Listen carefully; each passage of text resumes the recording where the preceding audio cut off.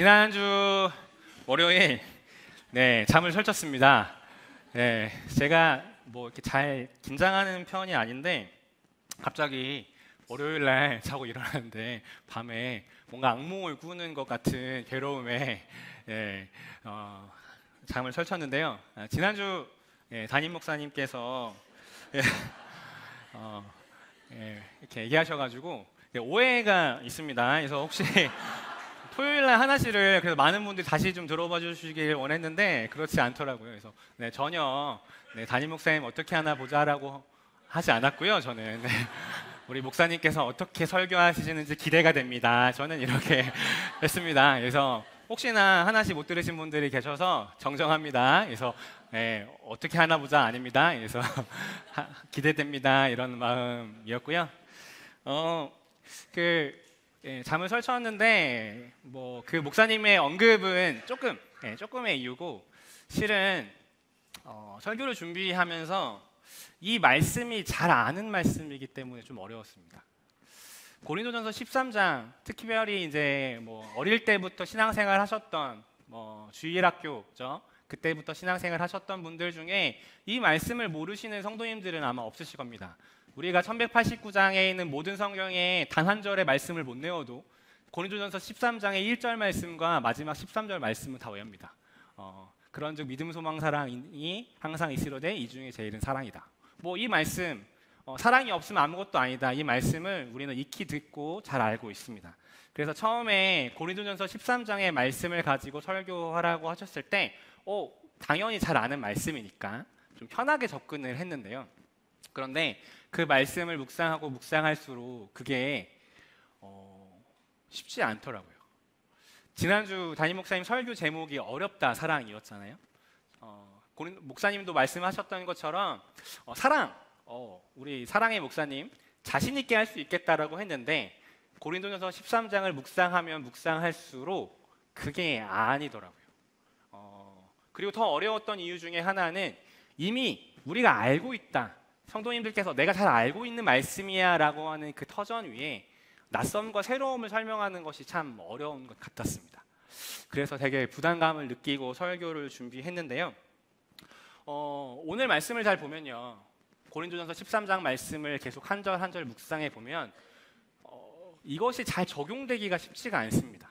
지난주에 사랑은 이렇습니다 라고 하는 그 부분에서도 마찬가지였는데 오늘 8절부터 13절의 단락의 시작도 마찬가지입니다. 8절부터 13절을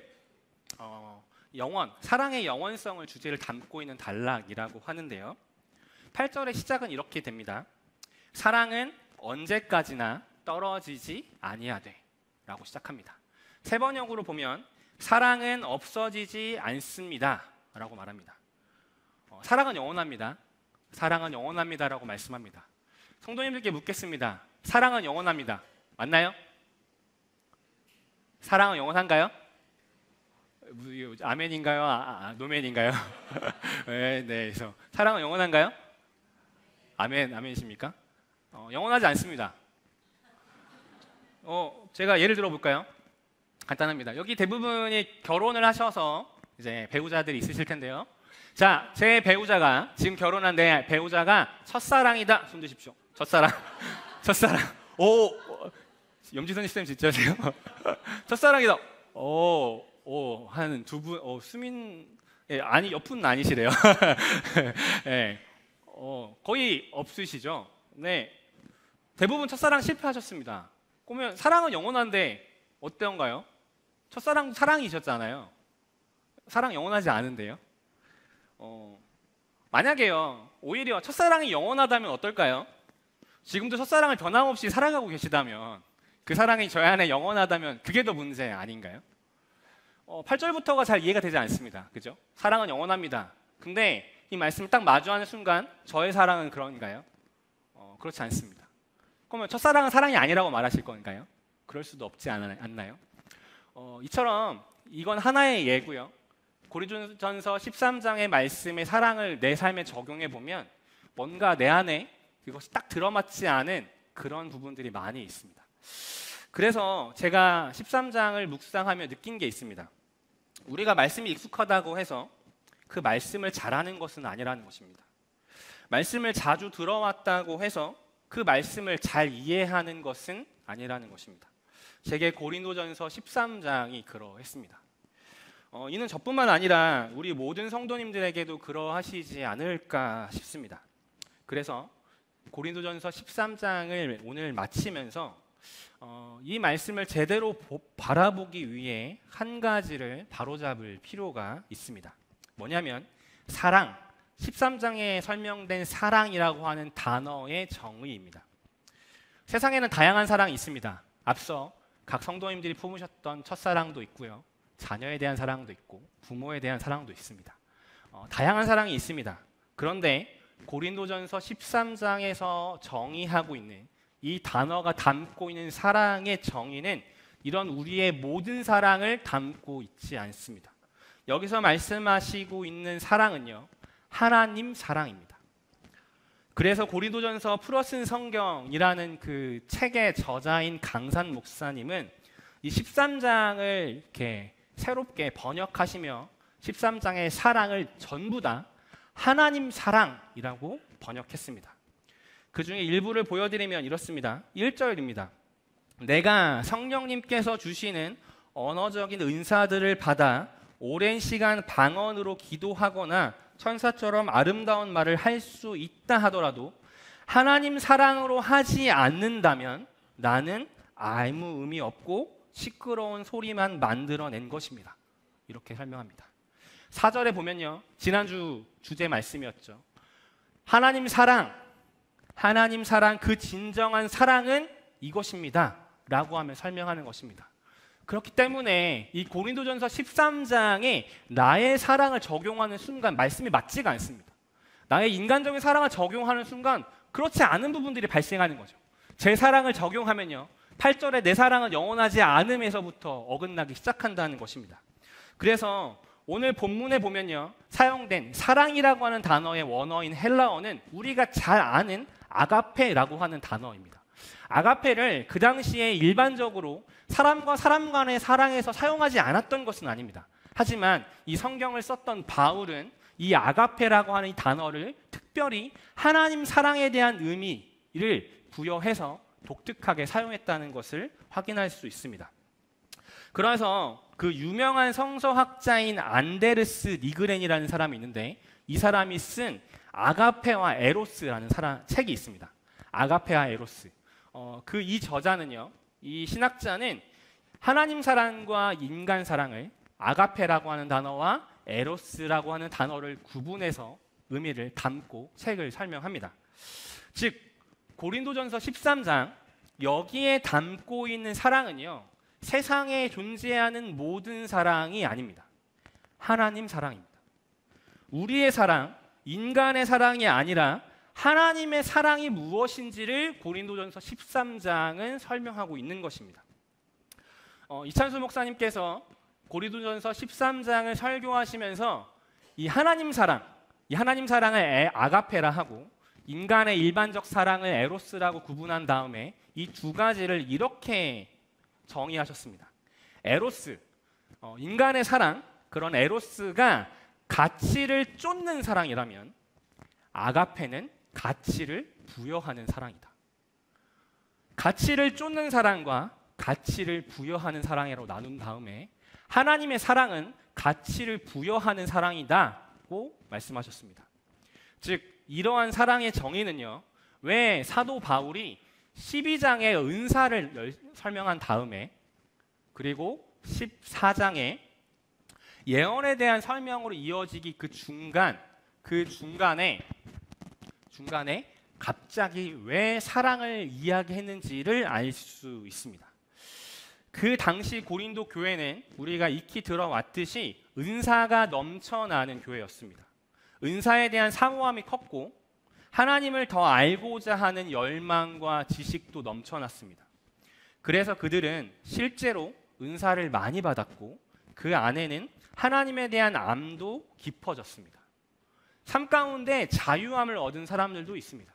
더 이상 내가 어떤 것을 하든 하나님의 구원은 변함이 없다라고 하는 그 인식 가운데 자유롭게 여러 가지 행동들을 하는 사람들도 있다는 거죠. 문제는요, 그런데 문제는 그들의 그런 행위가, 그들의 모습이 영적인 교만함으로 이어졌다는 것입니다. 옥스퍼드 주석은 고린도 교회를 이렇게 평가합니다. 고린도 교회는 이처럼 은사가 넘쳐나고 그들 안에 지식이 깊어져 감 속에서 자신들의 교회가 이상적인 하나님 나라를 구현하는 공동체라고 착각하고 있었다. 즉 고린도 교회 안에 은사가 넘쳐나고 방언과 예언, 병고침 같은 은사들이 넘쳐나고 또 그들 안에 하나님을 향한 지식들의 이해가 깊어졌습니다. 그들 안에서는 하나님의 믿음의 이해가 무엇인지에 대한 이해 안에 자유한 행동들이 벌어지기 시작했습니다. 그러면 그들은 착각했습니다. 우리 공동체가, 우리 고린도 교회가 이상적인 하나님 나라의 공동체라고 그들은 착각하고 있었다는 것입니다. 그들에게 사랑이 있었습니다. 하나님의 은사를 사랑했고요. 하나님을 알고자 하는 그 지식에 대한 사모함이 있었습니다. 서로 간의 사랑도 있었습니다. 음행으로 설명됐지만 그건 역시 사랑 아닙니까? 그러나 그들에게 존재했던 사랑은요, 아가페가 아니라 에로스였습니다. 가치를 부여하는 사랑이 아니라 가치를 쫓는 사랑이었습니다. 내가 이런 은사 받으면 나 구원받은 거겠지? 내가 방언을 하면 내가 믿음이 좋은 사람이라는 그런 증거일 거야. 이런 생각들을 했습니다. 그 외에도 많은 지식, 많은 삶에 대한 말을 잘하는 것, 이 모든 것들이 내가 이런 것들을 소유하고 내가 이런 것들을 얻고 있으면 그러면 내가 더 괜찮고 가치 있는 사람이라고 그들은 생각했다는 것입니다. 그들에게 있어서 음행도 사랑의 일종이었고 지적인 허영과 그로 인한 자유 역시도 그들은 가치를 쫓은 그들만의 사랑이었습니다. 그런데요, 바울은 그것은 사랑일 수는 있지만 하나님 사랑은 아니다라고 말합니다. 그래서 바울은 고린도전서 13장 1절에서부터 3절의 말씀에서 사랑이 없으면을 반복하는데요. 여기에서의 사랑을 동사가 아니라 명사로 표현합니다. 사랑을 동사, 예전에 영어 하시면서 동사적 용법 단어에 명사적 용법 이런 거 배우신 거 기억나시죠? 사랑이라는 단어를 동사적 용법으로 사용할 때와 명사적 용법으로 사용할 때 의미가 좀 다릅니다. 예를 들면 동사적 용법으로 사용하면 우리가 흔히 아는 사랑을 한다라는 뜻입니다. 우리가 쉽게 해석하는 거죠. 근데 명사적 용법으로 사랑을 설명하면요, 사랑을 갖고 있다가 됩니다. 즉 다시 말해서 바울은 고린도전서 13장 1절에서부터 3절에서 사랑이라고 하는 단어를 동사, 사랑을 한다로 쓴 게 아니고 사랑을 갖고 있다로 썼다는 것입니다. 이것을 1절 말씀을 적용해 보면 이렇게 풀 수 있습니다. 내가 사람의 방언과 천사의 말을 할지라도 하나님 사랑이 없으면이라고 했잖아요. 하나님 사랑이 없으면. 근데 이거를 동사적 용법으로 이해하면 이렇게 되는 거예요. 내가 사람의 방언과 천사의 말을 할지라도 하나님 사랑을 행하지 않으면 아무 의미 없다. 이렇게 해석됩니다. 그런데 이걸 바울이 쓴 그 명사적 용법대로 이해하면 문장의 느낌이 이렇게 바뀝니다. 내가 사람의 방언과 천사의 말을 할지라도 하나님 사랑을 갖고 있지 않으면 아무것도 아니다. 사도 바울이 의미하는 것은 두 번째 의미였습니다. 그런데 우리는 흔히 고린도전서 13장의 사랑을요, 동사적 용법으로 이해합니다. 내가 사랑을 하지 않으면 근데 그게 내 사랑이 아니고 하나님 사랑이구나. 그치? 내가 하나님 사랑을 하지 않으면 아무것도 아니구나. 이렇게 이해한다는 거예요.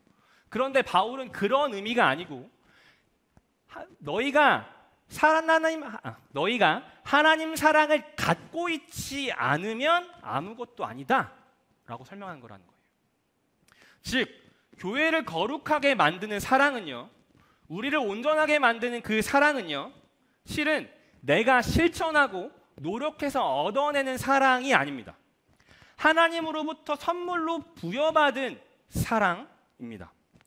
가치를 쫓는 사랑이 아니고요, 가치를 부여하는 사랑, 부여받은 사랑이 바로 하나님 사랑입니다. 바울은 그래서 고린도전서 13장을 통해 그렇다고 해서 하나님 사랑을 하지 마라는 아닙니다. 그러나 무언가 우리에게 하라는 측면보다는 무언가를 느끼고 알라는 측면이 더 강합니다. 12절에 어떻게 은사와 사역들을 행하고 있는지, 14절에 어떠한 교회 안에서 예언이 벌어지고 있는지 중간에 이 이야기를 넣은 이유는 하나님 사랑이, 명사적 용법으로서의 하나님 사랑이 그들이 무언가를 반응하고 실천하는 데에 가장 기본적인 것이기 때문입니다. 성도님들, 제가 말씀을 묵상하면서 말씀을 준비하면서 저 역시도 그런데요, 우리에게 되게 좋은 강박 같은 게 있는 것 같습니다. 뭐냐면 말씀을 보면 말씀을 내 삶에 적용하고 실천하려고 하는 그런 그 애씀과 노력이 저희 안에 있습니다. 그런데 고린도전서 13장의 말씀을 우리 목사님들과 붙잡고 설교 준비를 하면서 괴로웠던 이유는요, 적용이 안 되는 거예요. 적용이. 왜냐하면 지난주에 담임 목사님께서 사랑에 자신 있다 하셨지만 그 모든 사랑을 완벽하게 할 수 있는 사람은 이 세상에 존재하지 않습니다. 그렇기 때문에 이거를 내 삶 가운데 적용하려고 하면 계속해서 미스가 나기 시작합니다. 그런데 오늘 말씀은요, 그래서 바울은 행해라, 사랑을 해라라는 동사보다는 사랑은 무엇이다라고 우리에게 알려주는 측면의 말씀이 더 가깝습니다. 그래서 오늘 이 시간 우리가 무언가를 해야 한다면, 무언가를 반응해야 한다면요, 그것은 내가 사랑을 해야겠습니다, 하나님 저도 하나님 사랑을 하겠습니다 가기 이전에 하나님 사랑이 무엇인지, 내 신앙의 기본이 무엇인지, 내 신앙의 출발이 무엇인지를 이 시간 가운데 누리는 것입니다. 그것을 아는 것입니다. 제가 앞서 예배 시작 전에 기도하면서 이런 설명을 드렸습니다. 경이라는 세계라는 책에 대한 이야기를 설명드리면서 경이라는 책에서 이런 설명을 합니다. 그 저자는 이 시대에 잃어버린 것은 하나님의 기적이 아니다. 하나님의 기적이 이 시대에 더 이상 일어나지 않는 게 아니고 우리가 잃어버린 것은 기적을 볼 수 있는 눈이다 라고 설명했습니다.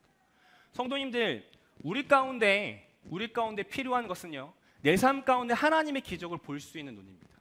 내 삶 가운데 부여하신 하나님 사랑을 느끼고 누리는 그것이 우리 신앙의 출발이어야 합니다. 그런데 그게 아니고 자칫 하나님을 향한 사랑조차도 내가 하나님을 향한 사랑을 통해 무언가를 얻는다, 구원을 얻는다라고 하는 행위로 나아간다면 그건 고린도 교회의 모습과 다르지 않다는 것입니다. 내가 이웃사랑이라는 명령을 실천하며 하지만 그것의 동기와 목적이 내가 괜찮은 그리스도인이 되고 내가 구원을 얻기 위한 목적으로 출발한 그런 에로스적인 사랑이라면 그것은 고린도 교회의 모습과 다르지 않다는 것입니다. 사도 바울은 하나님의 사랑을 소유하고 있다, 너희는 하나님의 사랑을 소유하고 있다라는 것을 고린도전서 13장에서 계속해서 말씀합니다. 숭실대 권영경 교수님은 이런 하나님의 사랑을 이렇게 표현했습니다. 하나님 앞에서 내 존재 가치는 내 지식의 깊이나 믿음의 크기가 아니라 하나님이 나를 알고 인정해 주시는 지식에서 나온다. 하나님 앞에서 나의 존재 가치는요, 나의 믿음과 구원은 내가 얼마나 하나님을 많이 아는지, 내가 하나님을 얼마나 잘 믿는지가 아니고 하나님이 나를 얼마나 잘 아는지에서 나온다는 것입니다. 즉, 우리의 사랑이요, 우리의 존재 가치를 규정하지 않습니다. 우리의 열심과 우리가 갖고 있는 은사가 우리의 가치를 규정하지 않습니다. 하나님의 사랑이 우리의 가치를 규정합니다.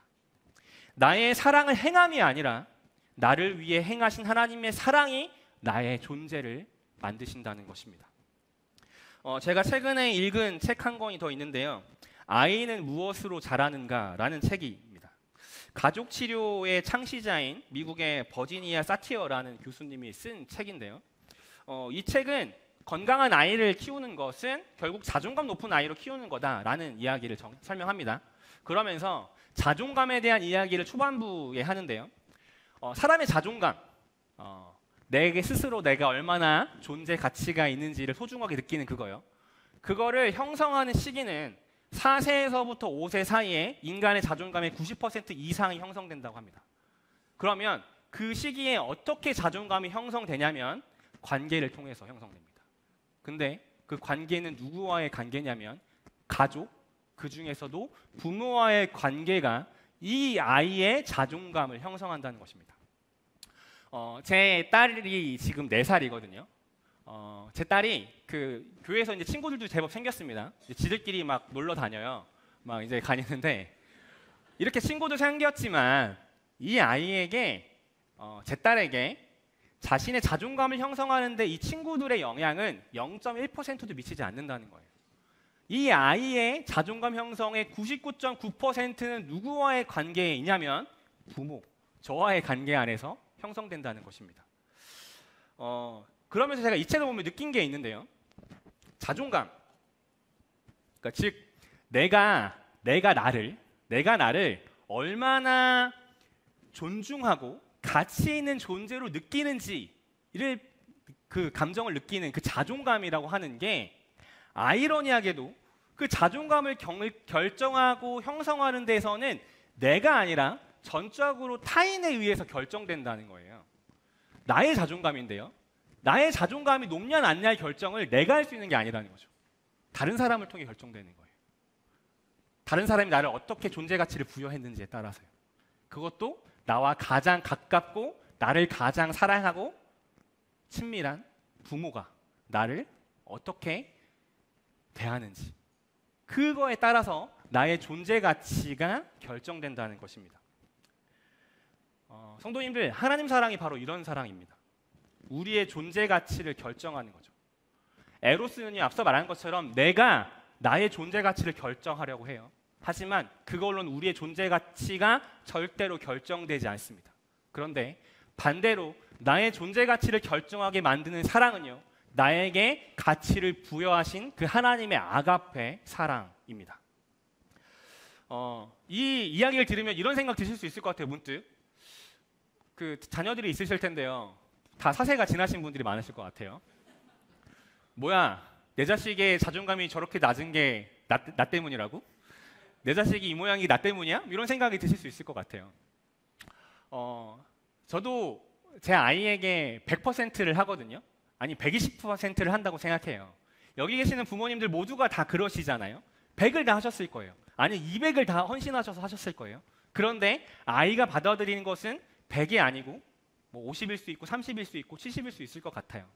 우리의 사랑은 불완전합니다. 아무리 부모가요 온전하게 내 전부를 쏟아도요 내 자식에게 그 사랑의 100%를 줄 수 없는 것 같습니다. 그 아이를 온전케 건강하게 완벽하게 만들 수 있는 사랑은 세상에 존재하지 않습니다. 그런데 여기 안에서 하나님 사랑의 존재 가치가 무엇인지를 우리가 발견할 수 있습니다. 부모인 나도 안 되는 걸요 하나님은 가능하게 하십니다. 부모인 나도 내가 최선을 다해도 안 되는 그 아이에 대한 존재 가치 부여가요 하나님은 그렇게 하신다는 것입니다. 하나님께서는 그렇게 우리 모두에게 하셨습니다. 하나님께서는 자신의 하나뿐인 아들 독생자 예수 그리스도를 우리에게 내어주심을 통해서 그 사랑으로 우리의 가치를 결정하셨습니다. 하나님 사랑은 영원합니다. 그 사랑이 우리가 누구인지를 결정했기 때문입니다. 가치를 쫓는 은사와 방언들은 사라집니다. 그러나 우리에게 가치를 부여하시는 그 하나님 사랑은 영원합니다. 그리고 그 사랑은 우리를 영원으로 인도하시며 모든 것을 또렷하게 보고 하나님을 직접 알게 할 것입니다. 오늘 사도 바울이 우리에게 전해준 말씀의 메시지가 바로 이것입니다. 한 가지 이야기를 하고 말씀을 마치려고 하는데요. 오늘 주보에 보면 다음 세대 지면에 청년누리 수련회 후기가 담겼습니다. 한 달이 지난 그 수련회 후기였는데 그 청년들에게 한 달이 지났지만 다시 좀 더듬어서 소감을 좀 보내달라 이렇게 부탁을 했습니다. 그래서 그 중에 몇 가지를 이제 적어서 지금 그 다음 세대 지면에 실었는데요. 그 중에 조금 늦게 보내줘서 미처 실지 못했던 한 친구의 소감이 있습니다. 근데 말씀을 준비하면서 이 친구의 이야기를 좀 소개해주고 싶다라는 생각이 들어서 잠깐 성도님들께 들려드리겠습니다. 지금까지 저 나름대로 하나님을 열심히 믿고 따라왔다고 생각했었습니다. 제가 한 행동들로 인해 주님을 만나고 주님과 함께 동행했다고 생각했었습니다. 그러나 이러한 생각들은 이번 수련회를 계기로 씻겨져 나간 것 같습니다. 제가 한 행동들 때문에 주님께서 저와 함께한 것이 아니었고 제가 주님을 찾아간 것이 아니라 주님께서 저를 찾아와 주신 것이었습니다. 청년들이 하나님께 집중할 수 있도록 많은 도움을 주신 성도님들과 목사님들께 감사합니다. 수련회를 통해 하나님의 사랑을 깨달은 청년들의 마음이 그 순간만 불타오르는 것이 아니라 계속해서 그 사랑을 품고 나갈 수 있기를 기도합니다. 이런 사연을 소감을 보내주었거든요. 제가 어제 설교를 막 준비하고 있는데 막 머리 싸면서 이 하나님 사랑에 대해서 막 묵상하고 있었는데 이 친구가 제가 고린도전서 13장을 묵상하며 발견한 그 내용을 그냥 그대로 썼더라고요. 저는 머리 싸매면서 막 주석책 막 펴가면서 신학 서적 막 몇 번 뒤져가면서 막 간신히 더듬어 알아간 것을요, 이 녀석은 한 달 전에 이미 알았더라고요. 네, 그 친구의 실명 공개하겠습니다. 우리 성웅이, 구현지 집사님 아들 우리 이성웅이거든요. 근데 그게 당연한 것 같아요. 이게 수련회가 좋은 은혜로운 시간이었다라는 그 증거인 것 같아요. 하나님 사랑이면 당연히 이렇게 반응하는 게 맞거든요. 하나님 사랑 안에서 이렇게 고백할 수 있는 게 저는 당연하다고 생각합니다. 사랑하는 성도님들, 오늘 이 자리 가운데에서 우리 이 성웅이와 같은 고백이 여기 계신 모든 분들에게 함께 있기를 소망합니다. 제가 청년들에게 자주 말하는 게 있습니다. 우리 청년들이 대부분 다 다음 세대에서 이렇게 쌤으로 지금 봉사하고 있거든요. 대부분 다 저쪽에 있습니다. 제가 애들한테 얘기해요. 야, 교사하는 거 힘들면 언제든지 얘기해라. 언제든지 그만둬도 괜찮다. 하다가 힘들면 그만둬도 괜찮아. 목사님한테 언제든 편하게 얘기해라. 필요하면 목사님이 누리장님한테 가서 죄송하다 하고 담당 목사님한테 가서 죄송하다고 얘기할게. 그러니까 언제든지 네 안에 그 사랑이 부족하다고 느껴지면 그만둬도 괜찮아. 내가 완벽하게 100%를 다 하지 못했다고 괴로워하지 않아도 돼. 그리고 한편으로는 내가 뭔가 이걸 계속해서 해야지만, 사역을 해야지만 하나님 안에서 붙잡혀 있다, 하나님 자녀로서 칭찬받을 거란 생각하지 않아도 된다. 사역과 섬김과 봉사는 하나님 사랑에 대한 보답이지, 반응이지, 그게 우리의 구원의 절대적 조건은 아니야 라고 말해줍니다. 사랑하는 성도님들, 제가 오늘 우리 성도님들께도 감히 도전합니다.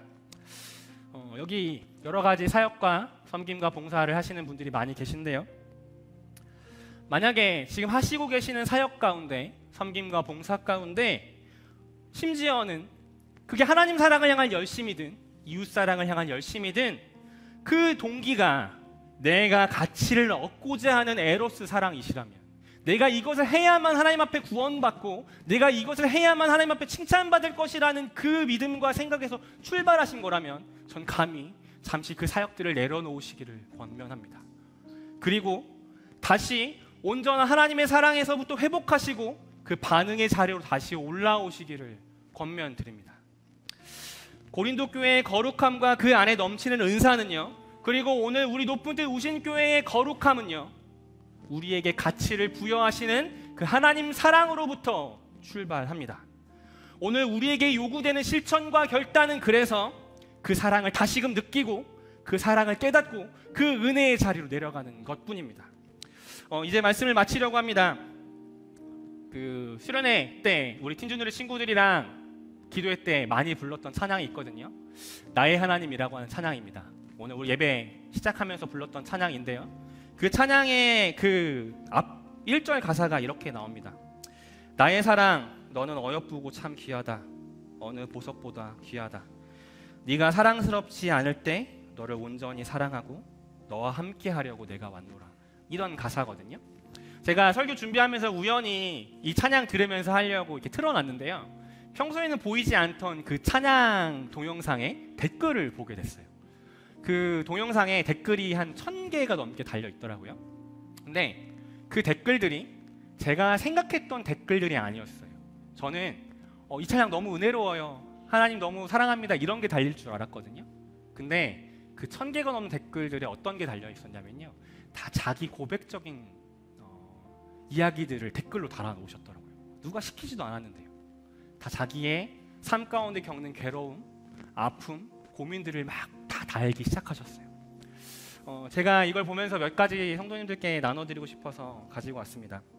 제가 몇 가지 그 댓글들을 소개해드리겠습니다. 하나님, 정말 제가 보석 같은가요?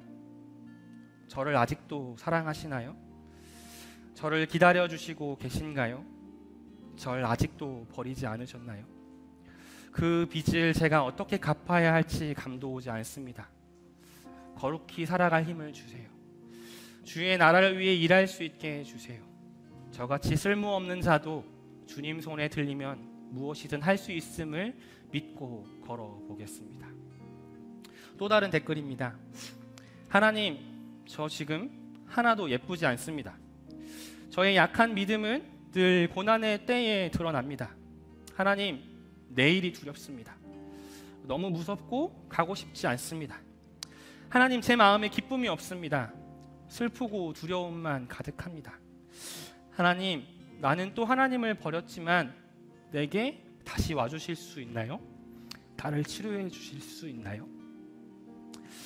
또 다른 댓글입니다. 어제 새벽에 악몽을 꾸고 일어났는데 스스로가 너무 작고 초라하게 느껴져서 새벽 기도를 했습니다. 기도하는 내내 하나님이 내 눈에 너는 참 귀하고 어여쁘다, 보석 같다고 위로해 주셨어요. 그 말씀을 받고 하루 종일 마음 한구석이 좀 그랬는데 저녁에 유튜브를 통해 우연히 이 찬양을 클릭하고 첫 소절을 듣자마자 펑펑 울었네요. 항상 지켜보시고 살피시는 하나님 감사합니다. 주께서 모든 것을 아시니 오직 주의 뜻대로 이루어지기를 소망합니다. 이런 류의 댓글들이 막 달려있는 거예요. 어느 누구에게도 말하지 못했던, 어쩌면 교회 안에 공동체 안에서도 그 공동체 목회자들에게도 말하지 못했던 그 자신 스스로 갖고 있는 그 괴로움과 아픔의 이야기들을 막 익명 안에서 댓글로 쓰더라고요. 그리고 누군가가 또 그걸 위로하고요. 제가 이 댓글을 보면서 이렇게 말해줬어요. 스스로가. 아니, 하나님의 음성을 이렇게 선포해주고 싶었어요. 그래, 너는 보석 같다. 내가 누군지 모르지만 너는 정말 존귀한 사람입니다. 너는 나의 사랑이다. 언제나 변함없이 어여쁜 자다. 그러니 이제 일어나서 나와 함께 가자. 하나님이 그렇게 그 댓글을 쓴 이들과 그걸 보고 있는 저에게 말씀해 주시는 것 같았습니다. 사랑하는 성도님들, 어쩌면 이 댓글창에 우리 성도님들도 비슷한 고백을 마음으로 적고 계시진 않으신가요? 하나님, 이런 저도 사랑하시나요? 아무리 열심을 다하고 최선을 다해도 매일매일 실패하고 무너지는 저를 그럼에도 사랑하시나요? 그 고백 가운데 하나님이 이렇게 말씀하십니다. 너는 존귀하다. 너는 보석보다 귀하다. 그럼 너는 나의 사랑이다. 그리고 이 사랑은 영원하다. 그러니까 이제 일어나 나와 함께 가자. 사랑하는 성도님들, 하나님 사랑은 이런 사랑입니다. 가치를 쫓는 사랑이 아니고요, 우리가 어떤 모습이든 있는 그대로 하나님의 가치를 부여하시는, 나를 존재케 하시는 그 사랑입니다. 톰 라이트는 이렇게 말합니다. 지금 중요한 것은 당신이 하나님을 아는 것이 아니다. 하나님께서 당신을 아시는 것이다. 사랑하는 성도님들, 하나님께서 우리를 아십니다. 하나님께서 우리를 사랑하십니다. 하나님이 우리를 존재케 하십니다. 하나님이 우리를 영원케 하시고 하나님의 영원한 나라로 인도하십니다.